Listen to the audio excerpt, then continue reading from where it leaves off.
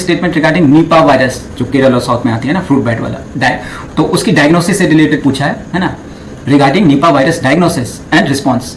तो डायग्नोसिस मतलब पता करना है ना, it's not a treatment. Diagnosis पता करने के बाद ही, इसलिए तो इसी में ज़्यादा पैसा है राइट, कि कोई भी पेशेंट हो तो सीटी स्कैन करो, अल्ट्रासाउंड करो, ब्लड रिपोर्ट, यूरिन रिपोर्ट, फलान, उसी में तो इतना ज़्यादा पैसा खर्च हो जाता है। बाकी ट्रीटमेंट तो पता चलता है कि भाई मतलब बहुत कम में। ओके, तो इसका है पहला statement, the primary method for diagnosis and active Nipah virus infection is the ELISA. नहीं, एलिसा इसके लिए पॉलीमराइज चेन रिएक्शन होता है which detects the viral antibodies. ELISA antibody, लेकिन ये इसके लिए नहीं, निफा के लिए तो बहुत बार आया हुआ है राइट, कि polymerize chain reaction. Okay, long term neurological issue are not observe in survivor of severe Nipah virus infection.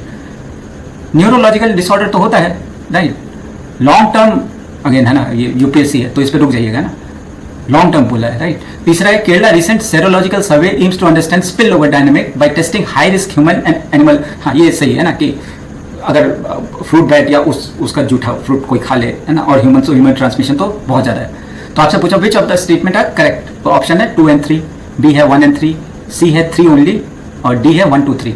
तो इसमें ऑप्शन दिया सी 3 ओनली। ओके, तो पहला स्टेटमेंट इनकरेक्ट है। Primary and most reliable method for diagnosis वही है ना, आरटी होता है, real time polymerize chain reaction.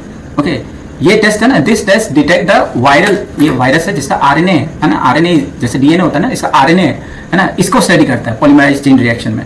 ठीक है, और वो कहाँ से, क्योंकि ये न्यूरोलॉजिकल डिसऑर्डर है, तो आपके वो है ना स्वॉब, थ्रोट के स्वॉब से और सेरिब्रोस्पाइनल फ्लूइड, ओके, ब्रेन के फ्लूइड इकट्ठा होता है ना, उससे निकालते हैं वो।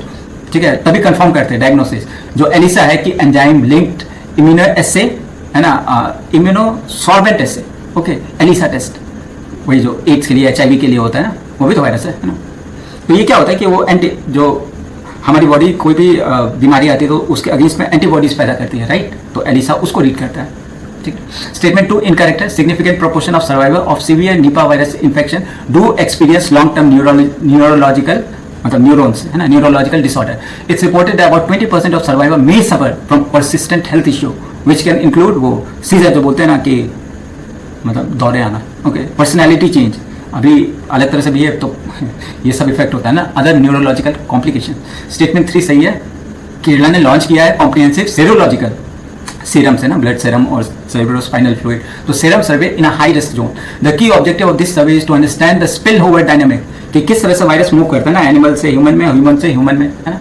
तो इस तरह से, तभी तो हर एक बीमारी की इसी तरह से स्टडी होती है right, by using advance assay to determine antibodies in high risk human population.